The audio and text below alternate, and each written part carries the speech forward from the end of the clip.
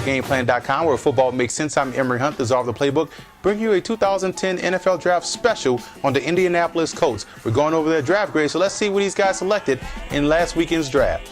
Now, the Colts had 8 selections in this draft. You look at the players they were able to select. You look at some guys like Pat Angerer out of Iowa. You look at Jerry Hughes. You also look at a guy like Jock McClendon out of Tennessee, big guard. But what I like most about this draft, they were able to build defensive depth. You look at Jerry Hughes, a guy that was a terror in the Mountain West Conference, constant pressure off the end. The Colts love defensive players like that, 6'2", 255. So they're going to get this guy in the rotation. He's going to provide that pass rush when they need to take a breaker from Freeney or Mathis, but Hughes is a tremendous playmaker. I like him a lot. You also look at a guy like Pat Angerer, solid outside linebacker. He may not be as fast or athletic, but he is a tough run stuffer, and they're going to use him a lot all over the field.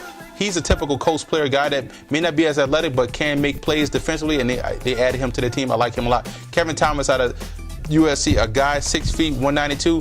Another solid corner. You can't have enough corners. The secondary was a weak spot for the Colts last season, so adding Thomas into the mix gives them another option in the defensive secondary. Key pick for the Colts, you look at Kevin Thomas out of USC. The secondary struggled.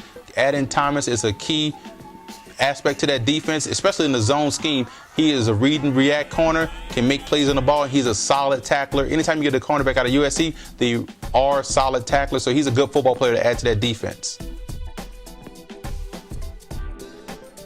Undrafted free agents that can make this squad and have an impact, I look at Blair White, typical Colts player, reminds me a lot of Austin Collie.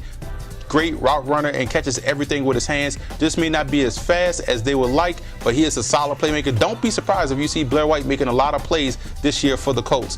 Also, Tim Hiller, quarterback. You saw what happened when Peyton Manning was taken out the game late in the season. Curtis Painter didn't do too well. Hiller's a guy, if he can improve his accuracy, he has some upside, so I'll look for him to make this squad, maybe as a practice player, but he is a tremendous talent that they can work with in Indianapolis. And you also look at Brandon James, outstanding blazing kickoff returner from Florida, a guy that can help out in the pinch, short guy, squatty guy, maybe 5'5", but runs a legit 4.3. It's going to help out a lot, especially playing that fast turf up there in Indy. The only question I have about the Indianapolis Colts draft is maybe Jerry Hughes was a luxury pick instead of a necessity. You know, they came into the draft, needed some offensive line help. I don't see where it was. They selected Hughes instead. Tremendous playmaker, though, don't get me wrong. And you can't have enough pass rushers, and he is a great one to have. But I would rather them see the Colts select some offensive line help with one of those picks. But overall, I give the Colts a B.